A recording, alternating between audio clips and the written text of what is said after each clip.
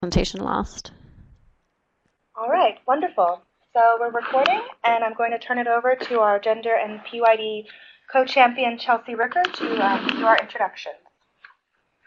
Hello, everyone. Thank you very much for joining us this morning. And a special thank you to the people at the Gender and Adolescents Global Evidence, or GAGE program, and to the Coalition for Adolescent Girls for co-hosting this webinar with us this morning and for sharing their learning. So I'm going to do a quick hit. I think a number of you are already members of the YouthPower Learning Gender and PYD community of practice, and some of you may be new. YouthPower is a USAID funding program that works through Youth Power Action and Youth Power Learning to advance positive youth development. Youth Power Learning in particular is focused on advancing the evidence base and advancing sharing of solutions and learning across positive youth development programs in different sectors. We have four communities of practice.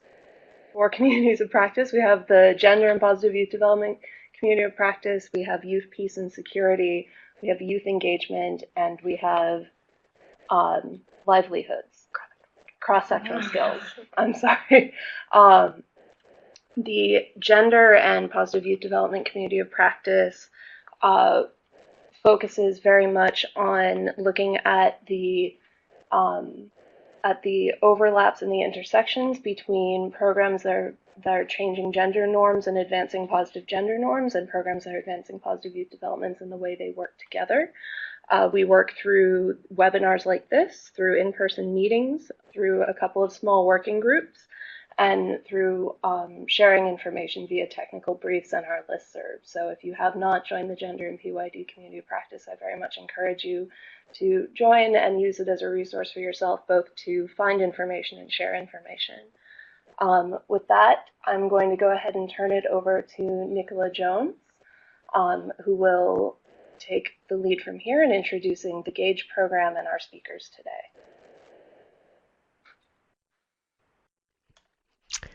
Great. Thank you very much. Are you able to hear me? Yes, we can. Okay. Well, first of all, thank you so much for the invite. We're delighted to have this opportunity to introduce the Gender and Adolescents Global Evidence, or GAGE program, to you all. And also very happy to have this opportunity to share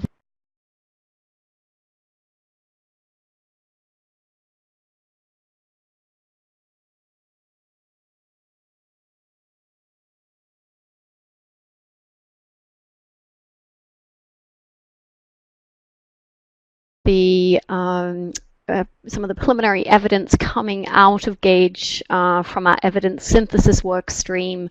So our first speaker will be Professor Sonia Livingston from the London School of Economics, and we'll be talking about adolescence and the digital landscape. And then our second speaker, Rachel Marcus, will be sharing some of the lessons learned from a global evidence review she and other colleagues undertook on adolescent participation in either adolescents clubs or girls clubs globally. So again, some very interesting findings emerging there. But before my colleagues share their more detailed findings, what I would like to do is to just situate the research within the broader context of the GAGE program. It's a 9-year research program that started at the end of 2015, funded by the UK Department for International Development, and will run until 2024. So we have many opportunities. We hope to start this dialogue with you all today, but continue to share findings as they emerge over the next 8 to 9 years.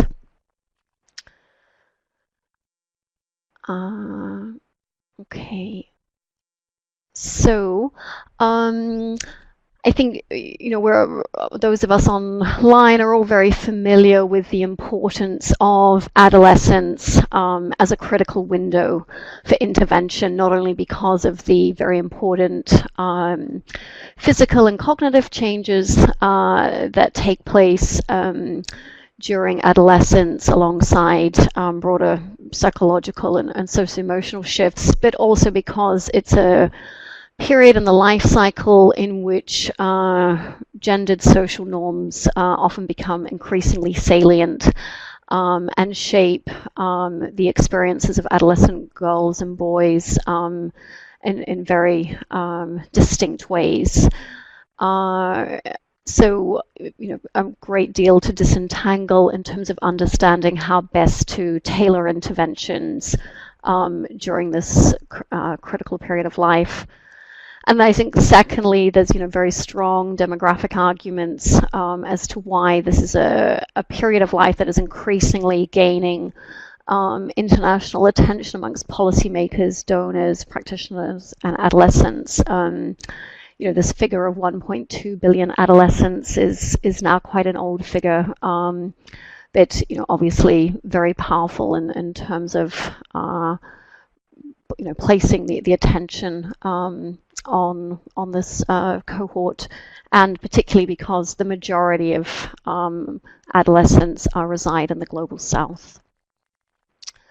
So it's against this backdrop that DFID put out a call for a global consortium to undertake a longitudinal research initiative aimed very much at finding out what works for whom, where, and why, in order to better inform policy and program dialogues about how adolescent girls' capabilities can be more effectively enhanced both now but also in the future in order to reap intergenerational dividends as well. And so we're a global consortium of some 30 plus research institutes in East Africa, the Middle East, and South Asia, also with colleagues from the UK and the US.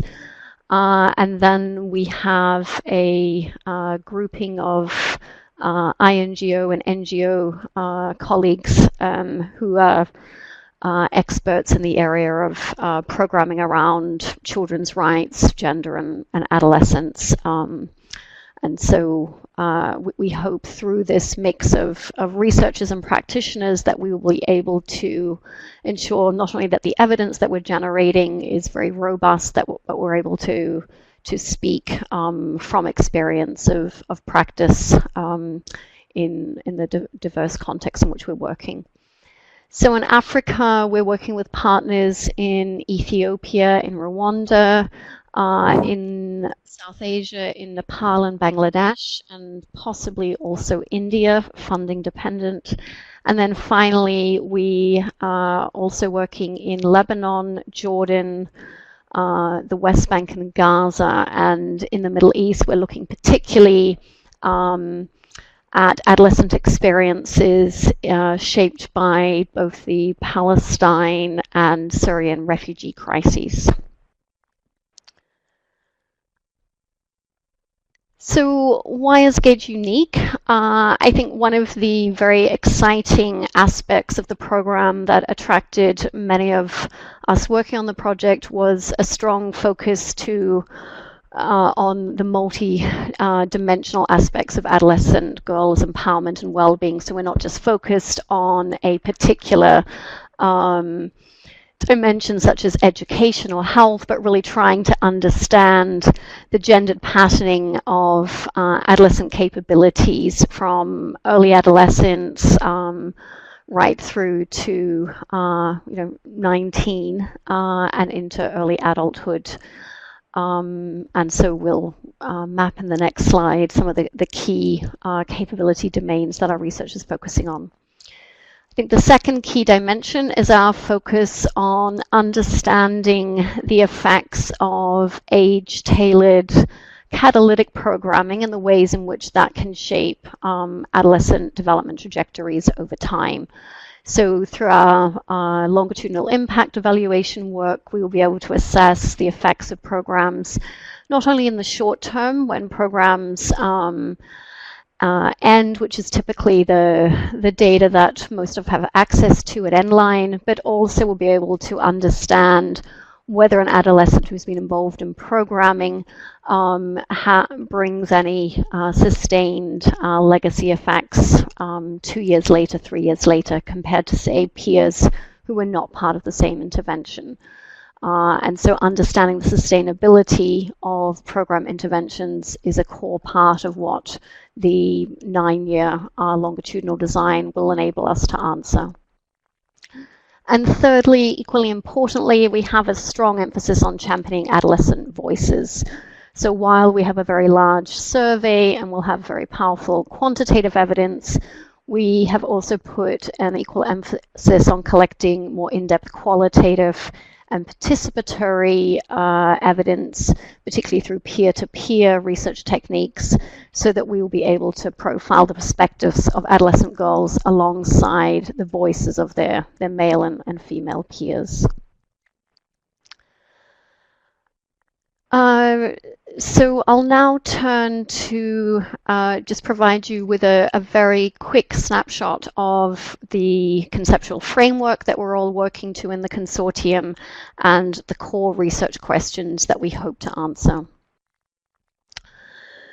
So our framework emphasizes 3 C's. So as I've mentioned, adolescent girls' capability outcomes, from economic empowerment through to not just sexual and reproductive health and nutrition, but also psychosocial well-being, alongside education and learning, bodily integrity or freedom from gender and sexual-based violence, as well as adolescent voice agency.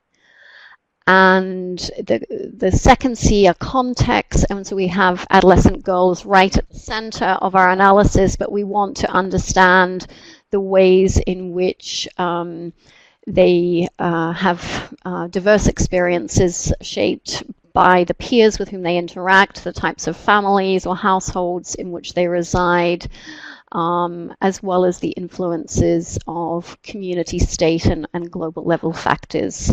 And we're very excited as part of the research to have a team of political economy experts who are helping us unpack some of those macro through micro level linkages.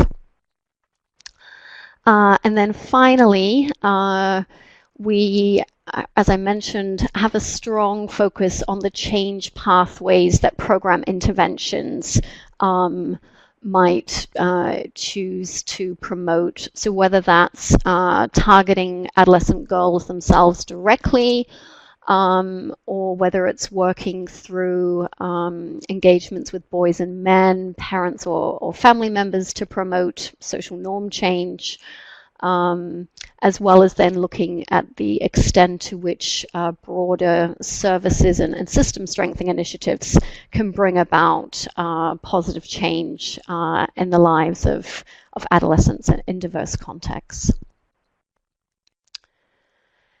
So this conceptual framework underpins the 2 core sets of research questions that we're looking at.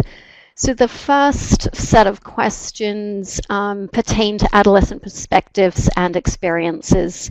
So we want to explore the ways in which girls and boys' experiences, attitudes, and identities evolve over the course of adolescence, and to pay particularly attention to the perspectives and experience of the most marginalized, whether it's those who have dropped out of school, who have been subject to an adolescent marriage, or are particularly affected, for example, by contexts of fragility or crisis. And then we also want, through our political economy work, to better understand the ways in which adolescents understand their positioning within the broader social and political order, and the ways in which those understandings are gendered. The second set of research questions that we're looking at pertain to program effectiveness, and here we're looking at 5 different aspects of that. So as I mentioned, we want to understand the ways in which programs affect either directly or indirectly the 6 different capability outcomes I just outlined on the previous slide. But then we're very interested, because so many program interventions tend to bundle together multiple types of interventions, to try and better unpack what are the effects of different combinations of program components. Do they have to be sequenced in a particular way? Do some bring additional value compared to others? So to really disentangle which components in a multi-stranded approach are having what types of effects, and that will then allow us to better tailor the interventions in which adolescent girls are a part. The third, and I think as many as you will recognize, often programs target quite a wide age band of adolescents. And we've seen that in many of the countries we're working. And so what we want to do is to better compare and contrast the effectiveness of interventions that intervene in early adolescence versus mid or late adolescence, and to see, is it critical, and if so, for which types of outcomes to intervene with the younger age group, or will I have the same type of outcomes if a program reaches me when I'm 15 or 16, for example. At the same time, there are many unanswered questions in the global evidence base relating to the duration of programming and its intensity as well. So, is it enough to intervene for a couple of months or a year, or do we really need to be supporting adolescents over a longer time period? And so we will be looking at programs of different durations, and we hope be able to contribute to our understanding of is there an optimum length of intervention or not. And then finally, as I mentioned, I think we have a real luxury with the long-term funding that we have to better understand what are the sustained and cumulative benefits of particular interventions over time. And hopefully that will enable us to make a stronger case for greater interventions at this critical life juncture. In order to be able to answer these questions, we're employing what we think is a very exciting mixed methods research design. As I mentioned, we will be working, we hope, with a very large number of adolescents. At least 18,000 adolescents will be involved in a survey that we will undertake a baseline for in the second half of this year. And so in each country, there'll be approximately 2,000 boys and 2,500 girls. And we will collect the baseline when these adolescents are 11 to 12-year-olds. We will talk both to the adolescent and also to their primary female caregiver, with also a shorter module for a male caregiver in their household. And we will be comparing and contrasting findings from adolescents who are part of a program intervention and those who reside in non-intervention sites, so we can better tease out the specific impacts of programs. We will then, through qualitative tools, undertake more in-depth research with a subset of 120 adolescents, their siblings and their caregivers, to better understand their perceptions and experiences, and in particular through work with community leaders and older generations understand the ways in which social norm processes are evolving over time, but also the ways in which they may change in both linear and non-linear ways. And then we will drill down even further. So while there'll be 3 rounds of the main survey data collection in early, mid, and later adolescence, we will be tracking a a sub-group of 60 adolescent girls each year. We'll go back to the same girls, and we will follow them and their peer networks to better understand the role that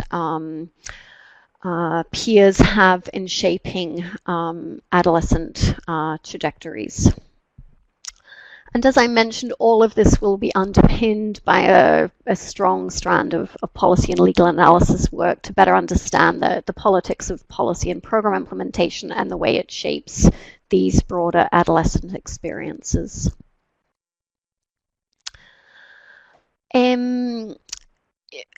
What will be critical, and I think as well we'd like to engage with many of you present over the course of the next decade, is that we think there is much to contribute to dialogues around some of the Sustainable Development Goals and targets, and we would really like to be promoting an evidence-informed conversation around the fact that without an investment in adolescents, it's not going to be possible to meet the 2030 Agenda for Sustainable Development. That really adolescents need to be seen as central to that, and not just in terms of Goal 5 on gender equality or Goal 4 on quality education, but across a much broader breadth of the Sustainable Development Goals. So it's our hope that collectively we can be contributing to those dialogues, both nationally, regionally, and internationally. And then finally, just wanted to give you a snapshot of some of the very initial emerging findings. We undertook formative research last year in order to inform the development of our research tools for baseline this year. This slide here is part of work that was undertaken in a participatory research pilot with older adolescents in the Graza Strip last year, and I think encapsulates a really strong focus that emerged on the need that many of the adolescents involved articulated about tackling the pervasiveness of verbal and psychosocial violence that they're subject to on a very regular basis. So there are actually many themes emerging, but we just tried to highlight some of the critical ones where we think the global evidence base is still particularly fragmented.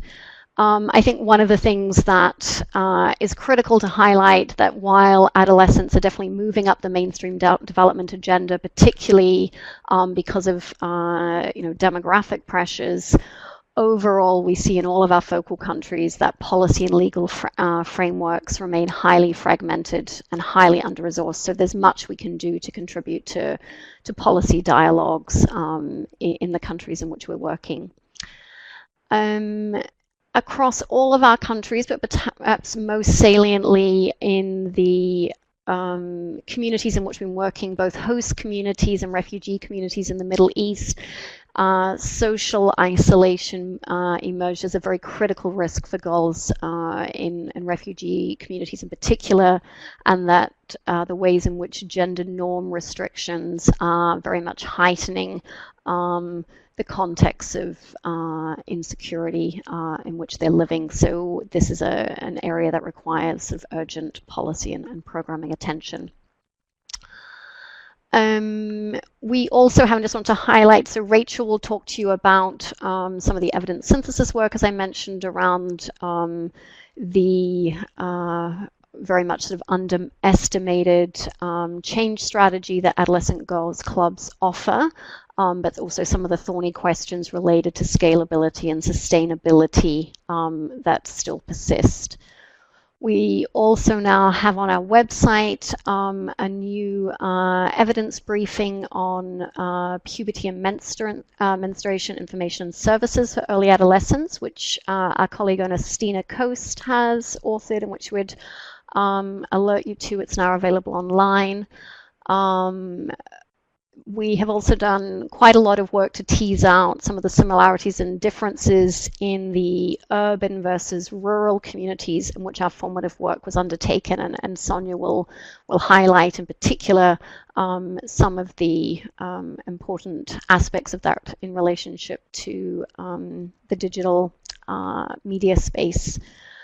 And then finally, I think one of the things that we would like to do much more on, given just how pervasive this was, is related to sexual and gender-based violence that was emerged repeatedly as a theme within homes, communities, and schools, not just for girls, but also for their male peers. But that in all of the focal countries in which we're working, the resourcing, the services, and the systems to tackle these problems remain extremely limited at the grassroots. And so as a result, we're going to have a strong focus on gender justice and trying to better understand what it is about the politics of implementation that mean that even when we have shifts in legal and policy environments to try and criminalize some of these behaviors, it still remains a very considerable threat to adolescent well-being at the grassroots level. And finally, we just wanted to direct your attention to our newly launched website. You can find us on www.gage.org.uk. So thank you very much. Brilliant. Thank you very much, Nicola.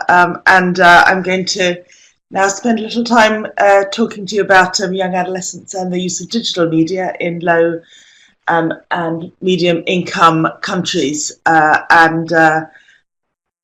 So let me just kick off. So this is kind of one particular strand of the work, and I think one that is going to become of growing significance as more and more young people in middle and increasingly in low-income countries are gaining access to digital media.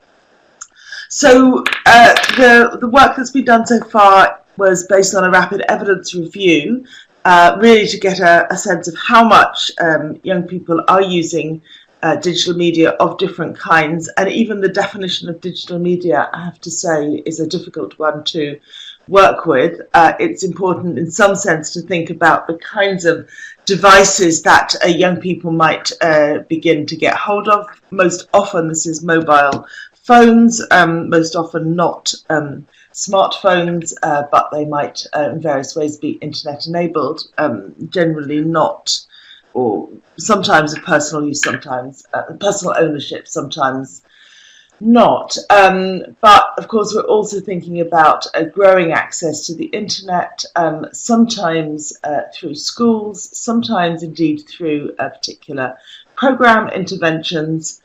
And then I think it's also important to have on the radar the way in which a country might be increasingly making use of digital technologies and digital networks at the country level or at the policy level, even if children and families don't have personal access to it. And the presence of technology in a country also begins to shift the kinds of ways in which resources are thought about and distributed, and some new kinds of risks as well as opportunities arise. But our rapid evidence review focused on really what we know, and especially the ways in which digital media and, if you like, information communication technologies are in the hands of children and young people themselves, young adolescents themselves. And we asked two questions, as you can see. One, the first one about the what do we know about the use and access to technologies, how that is spreading as countries, as technologies spread through countries, and as governments very often develop policies to encourage the take-up of technologies.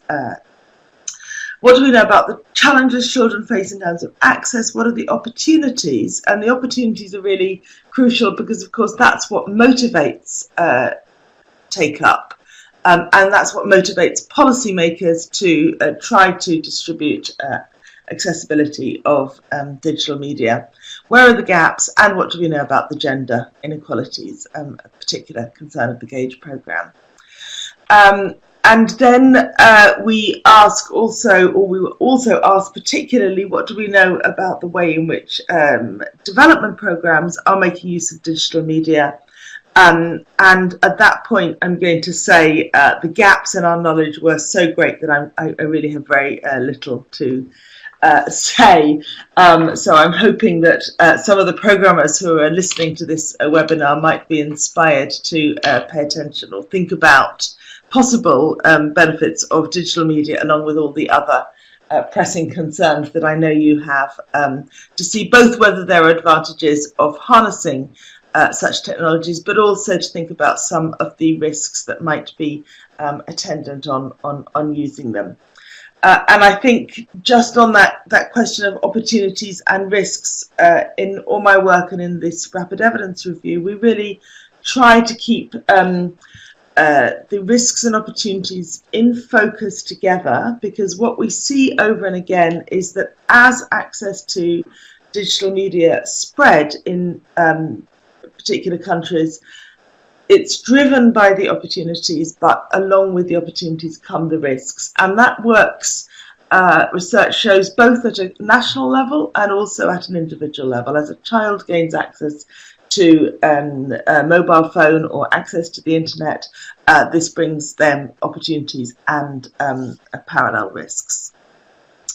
So it's very hard even to get a kind of broad range of data on how much internet, in this case, is being is spreading across the world. But here are the latest figures available from the ITU, the International Telecommunication Union, which is the UN body which collects statistics. It collects statistics from countries, so countries' data is always a year or two behind the publication from the ITU. And the ITU collects figures on males and females, and most often, and they're entirely dependent on what countries produce. So countries might survey whether children have access to the internet, but most often they'll start their data collection at the age of 10 if we're lucky, 14 more commonly, and 16 or 18 even more commonly. So when I say male and female, very often these are figures for adults, and that means that we simply don't have any sustained data collection on how much children are gaining access to the internet and mobile technologies. Still, from the adult slide, you can see that there are considerable gaps in depending on region, but even in the least developed countries, now 1 in 6 households has internet access, and the figures are changing pretty fast. We can sorry, yeah, that's right. You can also see there the gender gap, and the gender gap, as the ITU has been tracking it over recent years, has not changed greatly. It's not particularly getting better or worse, and one might hope it would reduce. And you can see the gender gap is persistent, but especially strong in developing regions of the world. Just one last point on that, because what the ITU measures and what countries measure is adults and sometimes households, have a really interesting uncertainty about how much children gain access. They might have access when their household does not, because community or peer access, and they might not have access when their parents or family does have it, and that applies especially to girls who, as I'll say in a minute, are often not permitted access to the technologies that their household might possess. So our review has just been put on the GAGE website, so I won't go into the research methods in great detail. My key points are here. We focused really on 10 to 14-year-old girls' digital media use, and we broadened that to had to broaden that to include children of all ages, because it was really extraordinarily difficult to find anything at all about children, and particularly around girls, and particularly around 10 to 14-year-olds. We did a keyword search of all the major online databases, and then made a series of structured selections focused on relevance and the quality of the data in order to home in on 62 studies, which we then supplemented by framing studies and case studies. And I'm going to give you a sense of the findings of those studies. So in terms of the gaps, which was part of my message, the key finding is not much at all, especially not much on young girls, not enough on poor countries, and even where there is evidence available in poor countries, it tends to focus on urban areas, those living in urban areas rather than rural. Most studies were relatively small scale, so I would love those who are engaged in such research to be thinking if there are resources available about studies beyond pilot research. And lastly, very few evaluation studies, very few studies looking at the way in which digital media might help within programming. So if I come to the findings, which are the kind of where I'd like to focus more of my tell you what it is that we found so far. So I've structured the findings according to a kind of circle of use. I'm thinking about access to digital media gives children and young people the chance to build skills and practices. That brings a host of opportunities online. It also, as I said, brings the attendant risks of internet use, and both opportunities and risks stimulate mediation efforts on the part of family and teachers and community leaders and others in the area. And of course, all of this increases access. So what the research shows in terms of access is an enormous enthusiasm about digital media from children I think in any country that has been studied. On the other hand, what children in qualitative work talk about mostly is their difficulties of gaining access. They're very motivated. They will often even talk about internet access as a right, as a human right, which I think is an interesting addition to the kind of the rights frame. But the people around children, and especially around girls, control and curtail and monitor their access in significant ways. And we see that it's more likely girls gain access to the internet or to mobile technology later than their male peers. Their access is more curtailed and monitored. And boys receive more support at home, at school, and in the community for using technologies for education and with an eye to their future employment. On skills and practices, there's not as much work as I would like, and I would draw a little also on the work in high-income countries here in pointing out that children are far from the digital natives that we hear of in kind of popular discourse. So even in the wealthy countries in the world, children are struggling to gain optimal use of digital media, even though they, of course, look very kind of quick and smart when they gain access to a device. They look as if they know what they're doing. That's very important to them too. But I think we should not overestimate the critical the critical skills, especially of children as they gain access, both to optimize the opportunities and to be aware of the risks and to manage especially critical skills in terms of information literacy. So take care, I would say.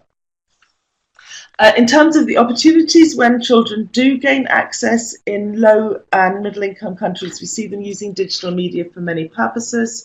I think it's interesting how often we see them searching for health information. They use digital media to maintain family relationships. For sure, yes, entertainment is the driver, but I don't think anyone should suppose that entertainment is the sole motivation on part of children, or definitely not the sole opportunity. And they also use it for various kinds of community participation. I would love us to know more about the languages and resources available to children in different countries. Very often research says that children use educational or informational resources, but we have very little sense of how much is really available for children in their language, especially in child-friendly language. What are the results of searches when they do search? Does something come up in a way that is in a form that they can understand? In relation to the risks, I'm aware I'm going very fast, so I hope in questions people will have a chance to jump in if you'd like me to go deeper on anything. I would say, as an aside, in the West, there's been more research on the risks than on the opportunities, and I'm heartened that in low and middle income countries, more of the research is on the opportunities. But there is, I think, growing awareness and growing concern about the risks that children encounter when they use digital media. And the risk arises in several ways. Firstly, literally through what it is that children need to do to gain access to internet and mobile phones, and there are kind of scattered reports in the research of girls being harassed in cyber cafes, sometimes girls providing sexual favors, if you like, of various kinds to gain time or access to technologies. And then a kind of account, even in schools, of girls being pushed aside, or various kinds of difficulties that they will encounter interpersonally in trying to gain access to the technology. In terms of then what they do when they have access to the technology, there's scattered reports about widespread access to pornography and violence, both as content that is problematic for children or harmful for children, and in terms of various kinds of contact risks that might result, sometimes very severe. So the growth of web streaming as a mechanism for childhood sexual abuse is giving rise to a lot of concern, and increasingly as a global problem. Those in the West paying the money to abuse children in developing countries. But still we have very little kind of good evidence of the incidence or consequences of some of these risks. And then finally, on mediation, we see that as children go online, of course, they do so in homes, in schools, in communities, in contexts where there are adults around. Those adults might impede or control their access, but often they do, and we can hope that they will provide support and guidance for children as they go online. In middle and especially in low-income countries, we can also see that parents and teachers themselves lack expertise. So while it's not so much the case now in the West that parents and adults know much less than children about using the internet, that may still be the case in low and middle income countries. And what we don't have really are kind of paired studies that have been done a lot in the West, where we pair the knowledge of the parent or the carer and the child in order to understand whether children do have access to those who can support them. So that was a kind of rough overview of the findings. I'm just conscious of time, so I'm not going to say. I'm not going to say much about our case studies. Through the research review, we tried to kind of present a series of case studies, and this was a mix, if you like, of large and small case studies, more or less successful, from different countries, where we could really see programmers trying to innovate in how they incorporated digital media. And just to kind of give a very quick summary of what we learned from those and other case studies, I think the key points and kind of 4 key recommendations that folk might want to think about. The first would be it's important not to think about digital media in terms of hardware only. Dropping hardware, if you like, into needy situations rarely, if ever, succeeds, and tends to be wasteful, if not counterproductive, even as the technologies get underused or misused. So over and again, what we see is efforts to provide tech solutions alone discover themselves, and several of these case studies have gone through that process of discovery. That what's also vital is communication on the ground, training for all those involved, and continuity of resources to update and troubleshoot and maintain provision. Secondly, as I've said, the risks and the opportunities go hand in hand. So programs that provide digital platforms for health or educational resources may inadvertently discover they've provided the means also for cyberbullying or sharing pornography or other kinds of online risk of harm. And these risks, we often focus on the safety risks, but I think in a landscape of increasing public-private partnerships, it's also important to think about the corporate responsibility there and the way in which use of digital media in programming can leave children's personal sensitive data open to commercial exploitation as well as safety risks.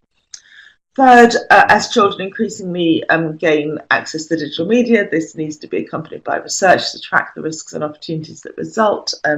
You would expect me to say that, but believe me, I think the use of digital media is really now set to grow, both perhaps from programmers, but definitely in the hands of children. And so this is a really great moment to be doing research as part of and alongside interventions, both to understand and kind of track the consequences and also to evaluate what kind of interventions are successful.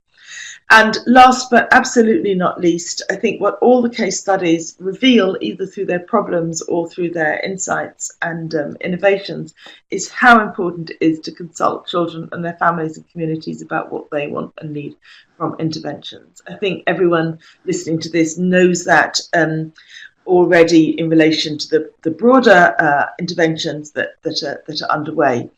But I think it's important to think about this also in terms of digital media. It can be quite a powerful act to put an expensive communication tool into the hands of a child, especially in a context in which the adults around lack such access. It can be even more powerful act to put an expensive digital medium in the hands of a girl.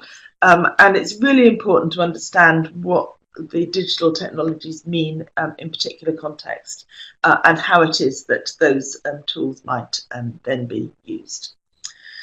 So the last slide really is a rights to really bring out the rights-based approach that Nicola has already talked about. A lot of the work in relation to developing country contexts works with a ICT for D, ICT for Development programming approach.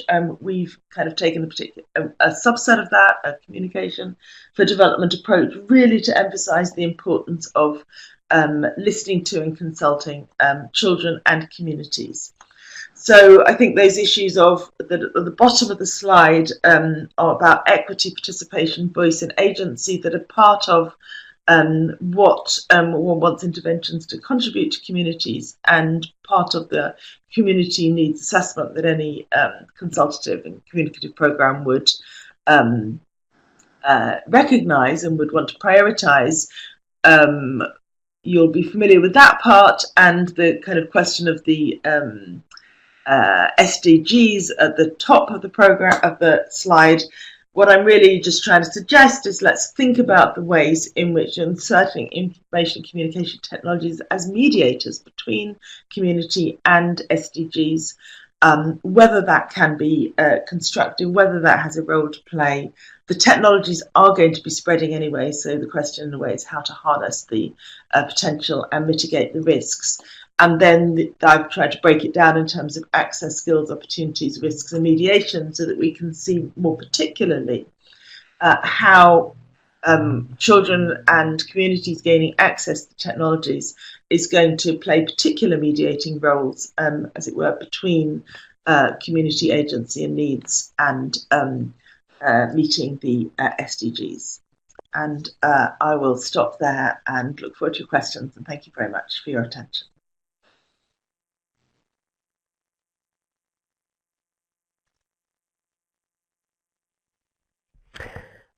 Brilliant. Thanks, Sonia. I know Rachel has been having a few sound problems. I don't know whether we've managed to address that now. Rachel, you should be able to try to connect your audio now. You have presenters, right?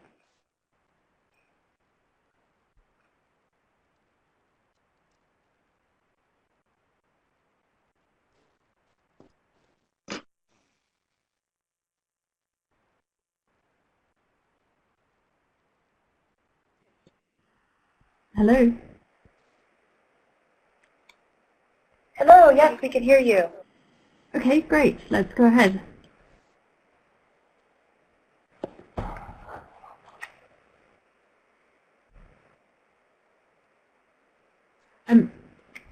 How do I move on the slides? Do I just move forward on the computer, or does somebody else do that? You just click the arrows, the bottom left hand of the PowerPoint. Okay, great. Thank you.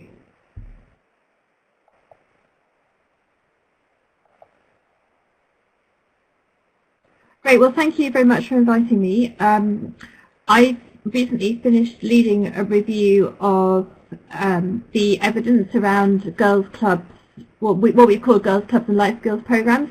I mean, it became clear quite early on that although the majority of programs did focus on adolescent girls, quite a large subset also worked with boys, but to stop being so wordy, we generally call them girls or adolescent development clubs. So the program came out of a desire both to know more about the impact of these initiatives, which are increasingly common and increasingly talked up as a positive way of empowering adolescent girls, but there's no real synthesis available of what they're actually achieving. So both to fill that global knowledge gap, but also to inform GAGE's programming, given that, as Nicola's explained, that a number of the programs that GAGE will be studying for over the period of the program, the 8 or so years, are focused around group-based activities with adolescent girls, with a range of other add-ons.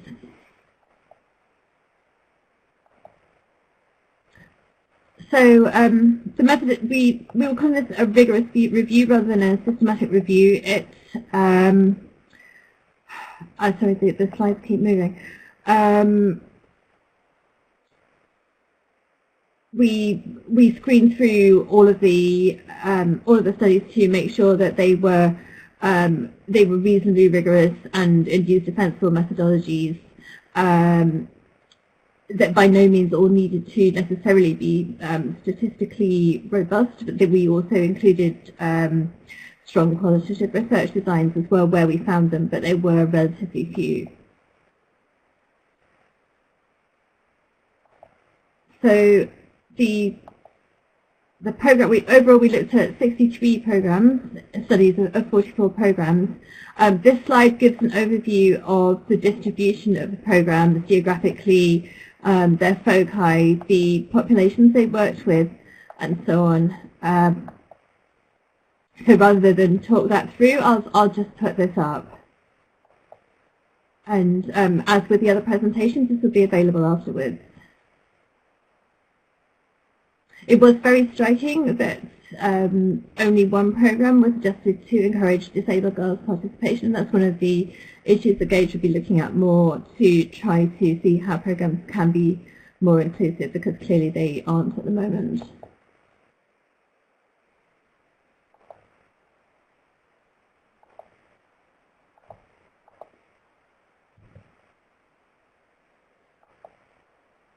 In addition to the report, we've also produced an evidence gap map, which is available on the GAGE website. So what the programs actually offered that we looked at? Well, they all offered life skills education with a degree of focus around gender equality, or they reported on outcomes related to gender equality. But many of them also did other things, and this slide gives a snapshot of the kinds of issues that they also, the kinds of activities that they also offered.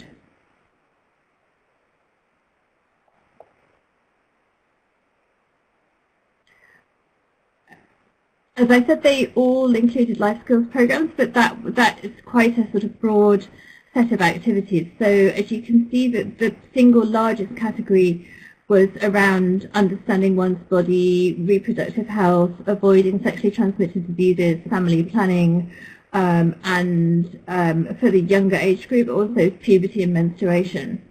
There was also a lot of emphasis on developing communication skills through discussion, debate, practicing giving presentations to others in a safe space. And at times that also branched out into drama and outreach activities in the community.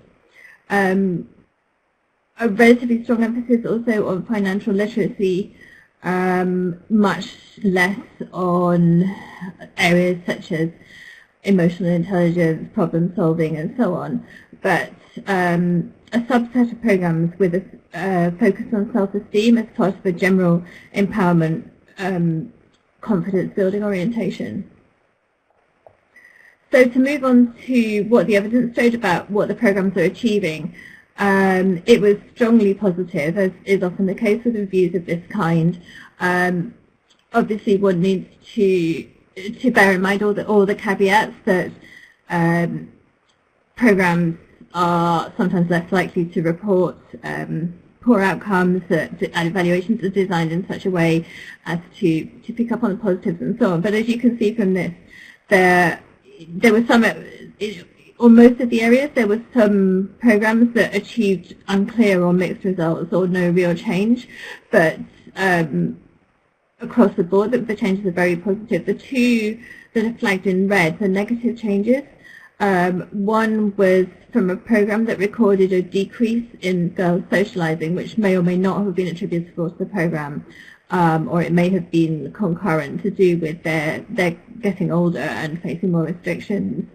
And one where the program observed that where savings programs were given without additional life skills programs to help negotiate around them, girls faced an increased risk of violence.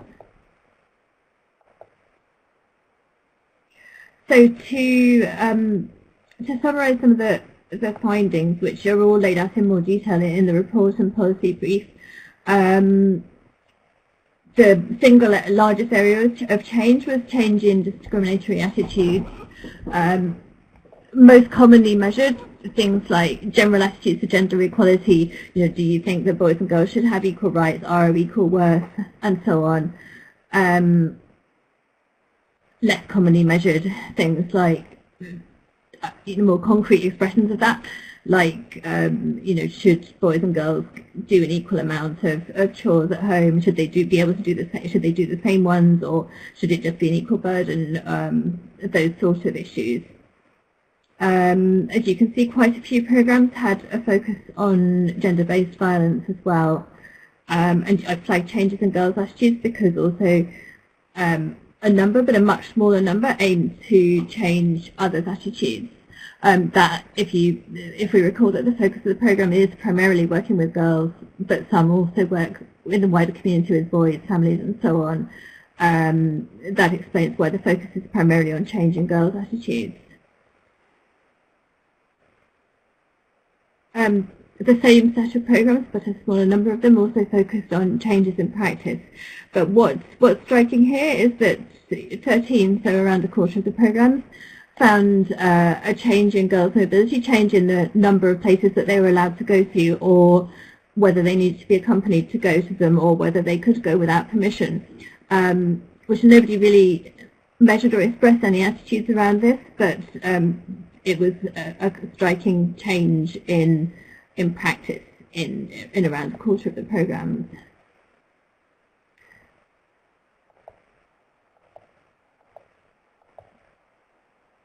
As I mentioned earlier, a subset of the programs had a strong emphasis on building social networks, social empowerment, and there are clear findings, positive findings from all of them, or a subset of the programs around all of those areas.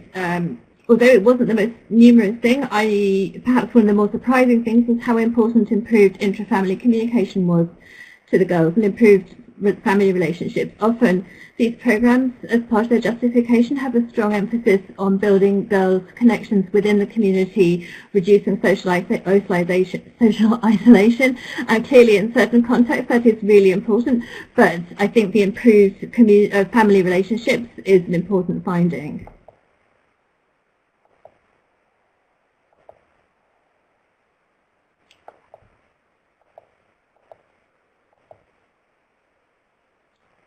We also found quite a lot of evidence of improvements in knowledge and knowledge of particular issues, particularly sexual and reproductive health and legal rights and financial literacy, and also evidence of impact on educational outcomes, either whether that was staying in school or less commonly measured on actual attainment outcomes. Attainment was one of the areas where results were most mixed, and the reason for that was not so much to do with program design, but more that I think to do with delivery, that in some subjects there might be an improvement, while in others there was no change, and that panned out overall as showing the mixed results, but actually it's sort of concealing both some positives alongside the areas where there wasn't so much change.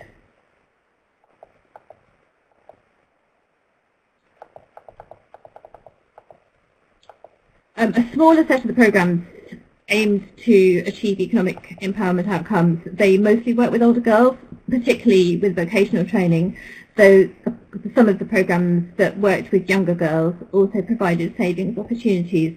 It's noticeable that all of these were community-based. I should have said at the beginning that the majority of the programs we looked at were community-based, but around a quarter were school-based. But the school-based ones were not offering vocational training. They were focusing very much on communication skills, catch-up improvements to education, homework clubs and that kind of thing, and general self-confidence, whereas the community-based ones address a wider range of issues, including economic empowerment. Interestingly, a small number of the programs, but surprised to me that any of them at all recorded outcomes around girls' civic and political engagement. What was also striking about this is that it wasn't only the oldest cohort that some programs aim to support, to engage with their local council or to engage with visiting public officials or to have the confidence to speak out, to negotiate. It was, some programs also worked with the 10 to 14 age group and were successful in supporting them to do so.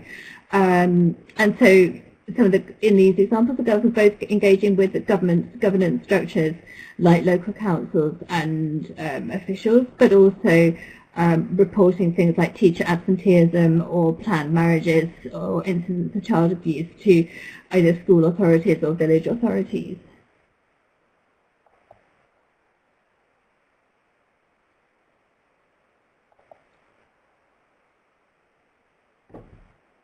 So this next slide summarizes our analysis of the things that contributed most to positive outcomes.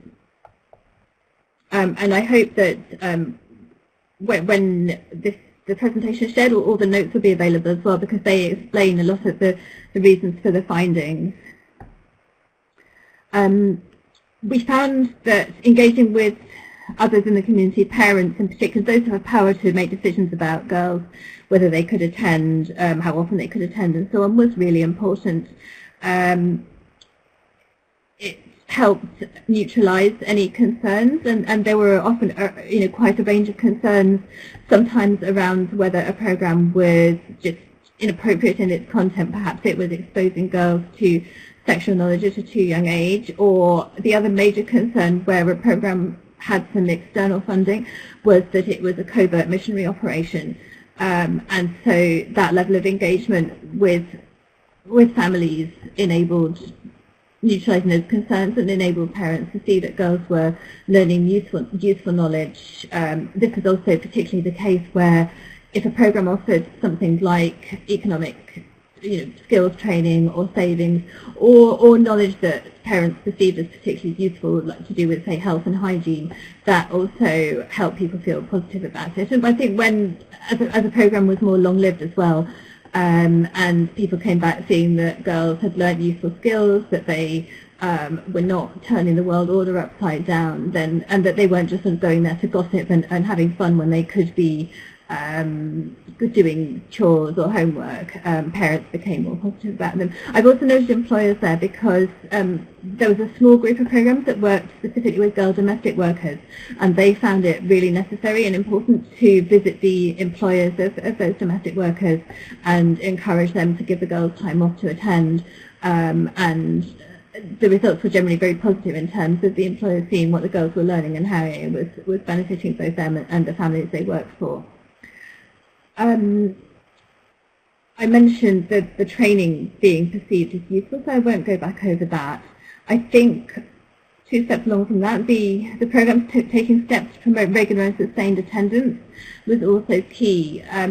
It's not clear exactly how important, how long somebody needs to attend or how regularly they need to attend to get the benefits from a program. The evidence on that is mixed, so it seems to be at least half to 2/3 of the sessions, but it was generally clear that people who attended more regularly or for a longer time tended to experience a greater degree of change.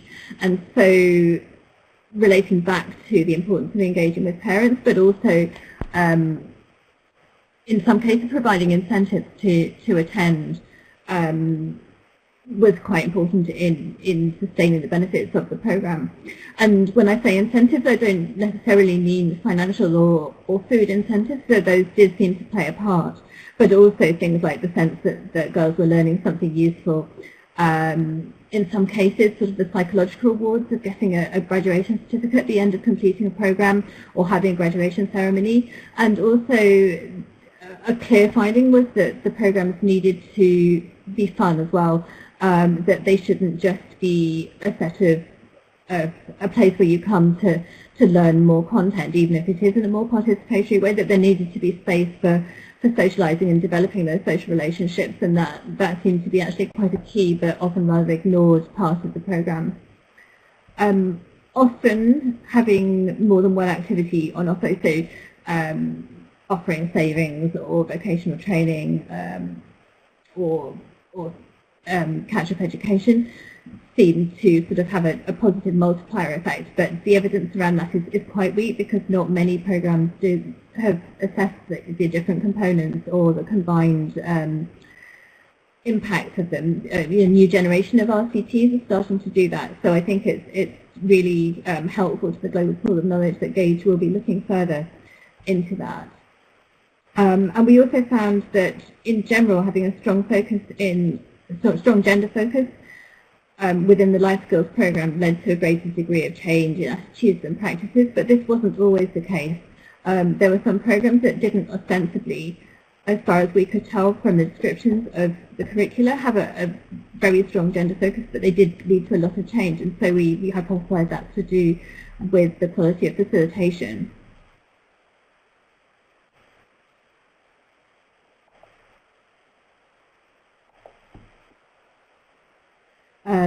Which is in fact the next point that we'll come on to. The quality of facilitation did seem to be really key because facilitators played a vital role both as role models as well as teachers. The degree of support that mentors had seemed extremely varied, with some getting quite extensive training and follow-up refresher sessions, and in other cases there being very little of that. And the more effective programs tended to support and monitor facilitators' performance as well. Interestingly, one of the evaluations raised the question of was it important that mentors should hold more egalitarian gender views, and that's not really answered by the sample of studies we looked at, except sort of from a negative point of view, that where the facilitators were not they kind of defaulted sometimes to the gender socialization that they had received, so they weren't always able to be as strong role models of alternative ways of thinking and acting as the program had perhaps intended.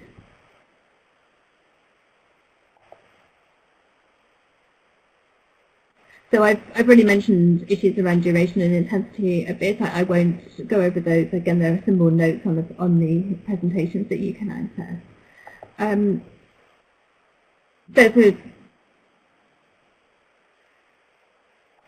I'll skip also over age-segregated programming. It's something that DFID as a funder have been particularly interested in, but in fact we found that the majority of programs working across the age group, with other than the vocational training programs, which focus particularly on the older age group, I think with the perception that these girls were much better able to use the training and were more actively engaged in economic life.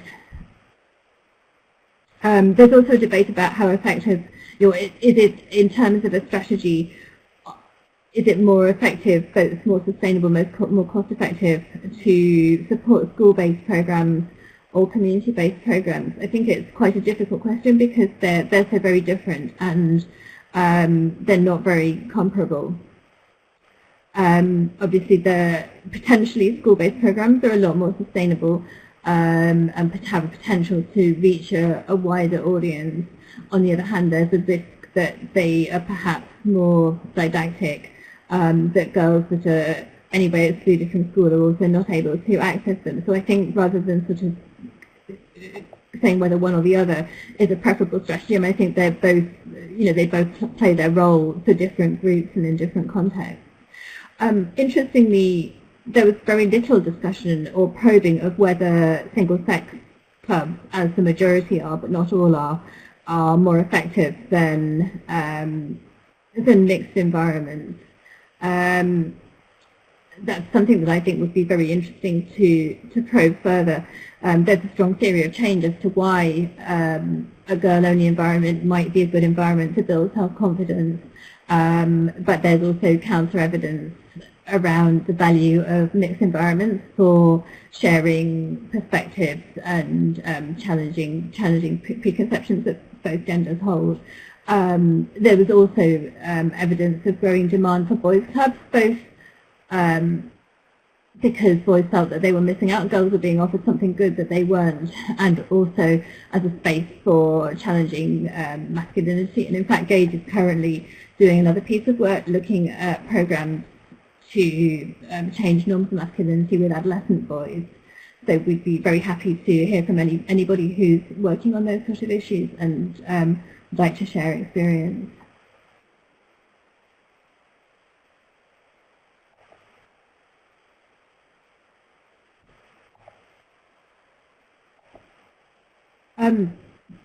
Inevitably, a review of this kind finds a lot of knowledge gaps, and this was no exception. One of the things that is not at all clear is what all of this leads to in the long term. Most studies were conducted a year or so after, or up to a year after the end of either the program or when program participants left it, and so there's very little evidence around whether they were able to sustain the changes in self-confidence, in knowledge, and so on that they gained through these programs and take them into adult life. Again, GAGE is very well placed to explore that through its longitudinal studies. Because most of the programs were project-based and small, there seems to be quite a serious knowledge gap around scaling up. I appreciate that some of them, a few were running at large scale, and I know that organisations like the Population Council have produced guidance and analysis on scaling up, but very few of the programs we'd looked at were operating at scale. There's a total gap around cost effectiveness, particularly when compared with other strategies. Of course, that's very difficult to do. So that's, and it's also very common to rigorous reviews of this kind that you find very little on cost effectiveness, but clearly it's an important part of understanding the sustainability. Also, again, on the sustainability issue, we would have expected to find more studies of institutionalized provision, by which I mean things like religious clubs attached to mosques and churches and other religious institutions, things like Scouts and Guides. I would really be expecting more studies of school-based programs as well, whereas the overwhelming majority of those we looked at were project funded for a relatively short period of time. And there may well be lessons to learn from that other set of provision, which GAGE is starting to do for its work in the Middle East. But again, we would love to hear more of any other work that's going on like that perhaps provides a counterpoint to this rather sort of project-based focus. As Nicola mentioned, there's little evidence around the relative impact of different activities and components. Very little around sports, which was surprising given that there's a sort of strong subset of work around sports for development and as an empowerment strategy for girls. And finally, on engagement of the most marginalised girls, there was a few of the population council programmes specifically aimed to work with recent migrants and girls lacking social networks. And as I mentioned, one had taken particular initiatives to try to make their meetings accessible to disabled girls, but in the main, issues of income inequality and how that was affecting girls' access or disability or any other forms of marginalisation were hardly discussed at all.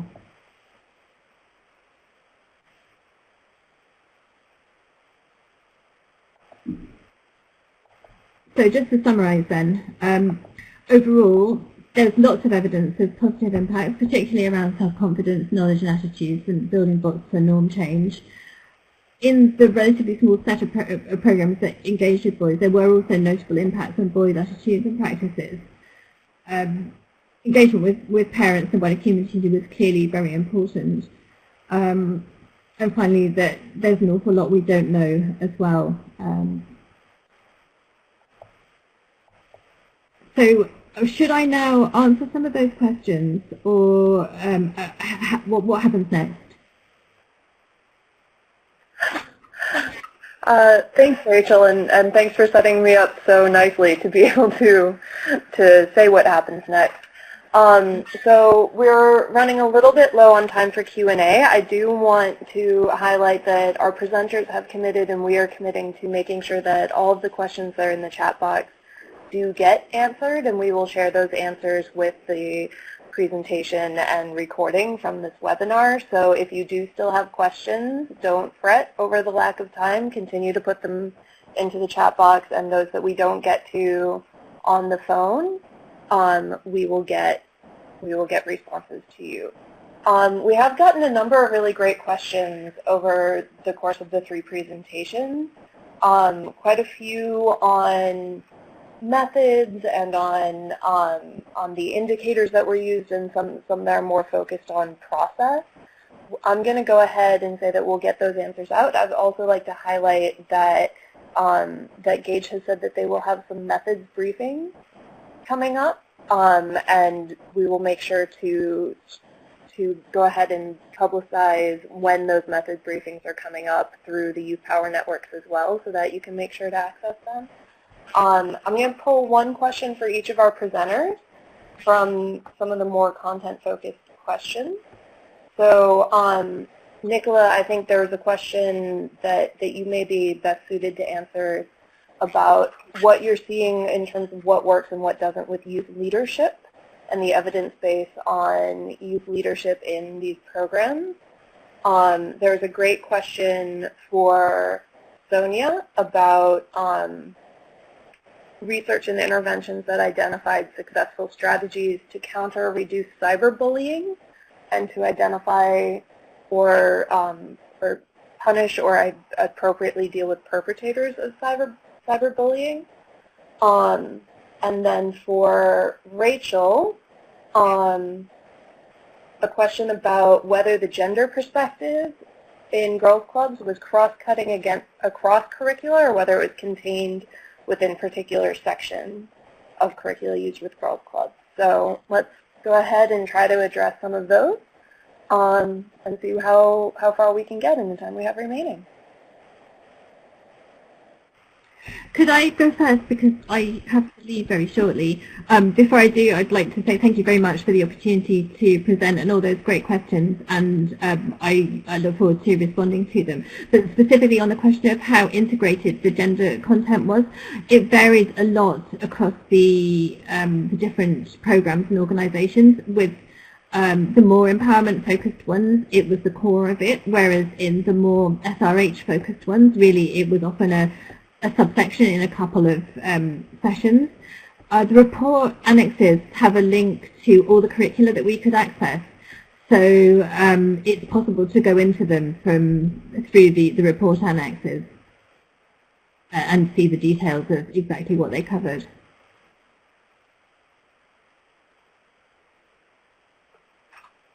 Great, thank you very much, Rachel.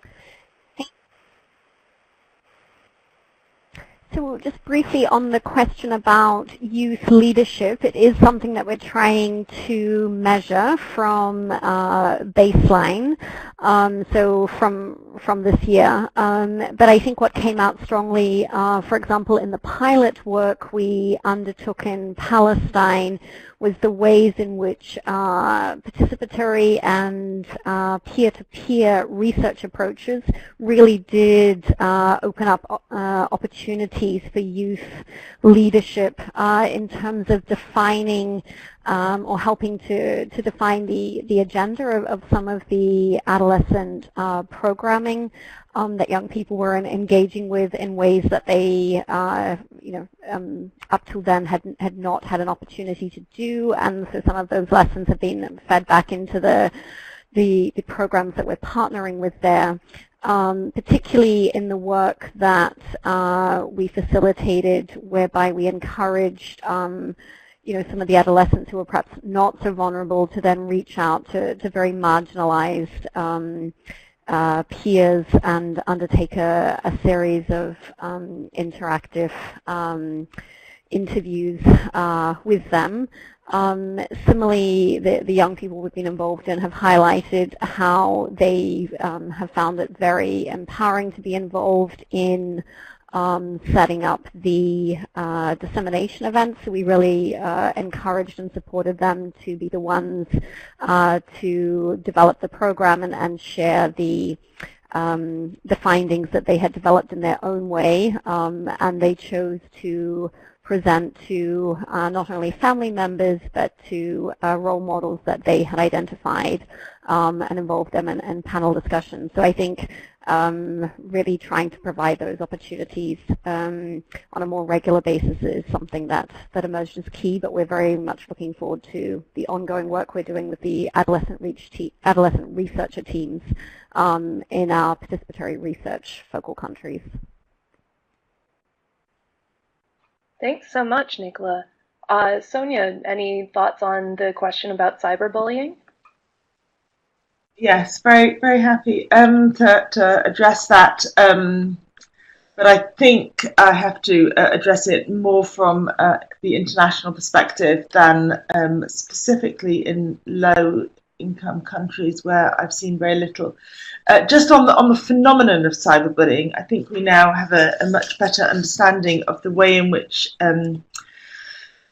forms of peer aggression that normally or traditionally have taken place offline in communities, schools, and so on, are now gaining online dimensions. So cyberbullying in some ways is an extension of what we already know, and perhaps the kind of really key message is what we already know to deal with bullying and peer aggression offline is a really helpful start online. And I think what we know is that there are no clear boundaries. A child who is being victimized by their peers, it might be aggressive behavior, it might blur into various forms of sexual harassment. There will be a way in which the child's status or vulnerabilities already in some ways are exacerbated by the activities of peers. So we need to think about all of those things in relation to cyberbullying as well. It does blur into sexual harassment and other kinds of reputational damage. It does usually have an offline as well as an online component, and it will center on children who are already vulnerable. But the online adds a new dimension, of course. It makes cyberbullying something that can be spread incredibly fast. So it really does become a serious challenge for any of the adults who want to make an intervention to keep up with the pace of the spread. It does. Cyberbullying creates a permanent record, which it can often be problematic because it may it involves continued harassment and victimization of a child, even when the perpetrators have stopped the action because the record is already there. That record in itself may sometimes be pose legality issues. Cyberbullying is illegal in a number of countries, and the fact that there is, as it were, online evidence on a phone or on a website can make the problem more difficult for those to deal with without going straight to a law enforcement solution, which is in fact rarely a solution. I think what we already also know about bullying and cyberbullying is that there is no neat division between victims and perpetrators. The children who are perpetrators are often also victims, and vice versa. The children who are victimized often hit back. We know that from bullying. It's even more true, I think, in the world of cyberbullying. And in terms of the solutions, the number one, I think, that I hear from research in low-income countries is the readiness for a kind of punitive response, to blame, to take away technology access, to perhaps overreact in a punitive way towards the child. There is no evidence that this is successful, and all the interventions that are now being worked on in developed countries are about whole community approaches, whole school approaches, peer mentoring approaches, those which try to understand and, as it were, address the sources of aggression and the spread of aggression rather than trying to penalise any particular child. And I would just add as a last point, I think for many practitioners trying to deal with cyberbullying, the opacity and complexity of the technology itself is a real difficulty. Children use social networks which are not even necessarily known to the adults around them and which are often very inaccessible. So in the West, there's been a lot of effort to build positive multi-stakeholder approaches between children's charities, child rights organisations, law enforcement, and the particular industries. What I'm hearing in developing country contexts is that the industry is largely inaccessible, though they tell us in global international settings that they are open to such multi-stakeholder approaches.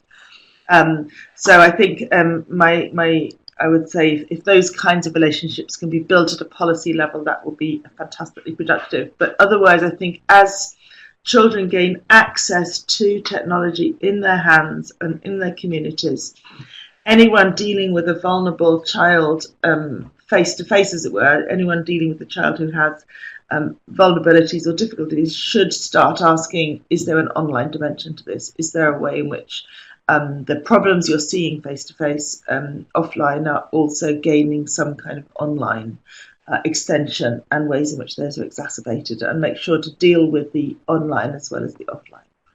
Thank you. Okay, thank you so much, Sonia, and thank you again to all of our presenters and to GAGE and the Coalition for Adolescent Girls for helping us publicize this webinar. I've seen a couple of questions asking about future webinars. I just want to go ahead and highlight that GAGE has said they will be hosting another webinar on August 10th, focused on youth engagement with innovative technology. There will also be a YouthPower Action webinar on August 10th on HIV testing and linkages to treatment, so it's a little bit of a choice for you there.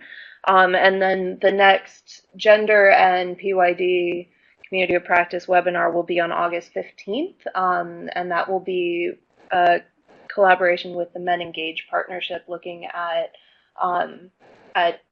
strategies for engaging men and boys in gender equality programming. So we've got a slide up for you now about how to join the community of practice and find more information about YouthPower. We've shared the GAGE website and the email to be added to their mailing list, and as I've said, we're committed to getting you responses to all of the questions that we did not have time to answer today. So just one last thank you to everyone who attended and everyone who's still with us through our running a little bit over time. And we're really grateful for your time. Thank you.